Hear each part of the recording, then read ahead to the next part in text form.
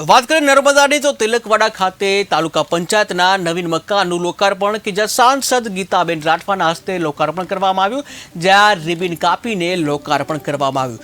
ત્યારે જૂનું મકાન જર્જરિત થવાથી નવું મકાન બનાવવામાં આવ્યું, જ્યાં લોકમાંગને ધ્યાનમાં લઈને નવીન મકાન મંજૂર થયું હતું।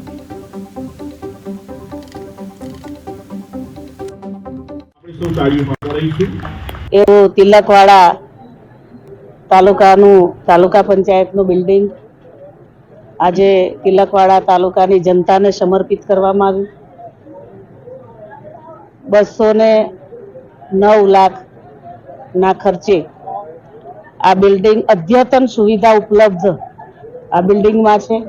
અહીંયા આ તાલુકાની જનતાને જે કંઈક સરકારી યોજનાઓ કેન્દ્ર સરકારની હોય, ગુજરાત સરકારની હોય, એ યોજનાઓના લાભ માટે નાના મોટા કંઈક એમના પ્રશ્નો હોય, આવાસ યોજના હોય, આ બધાની સુવિધા ઉપલબ્ધ કરતું આ તાલુકા પંચાયતનું બિલ્ડિંગ આજે અમે ખુલ્લું મૂક્યું છે।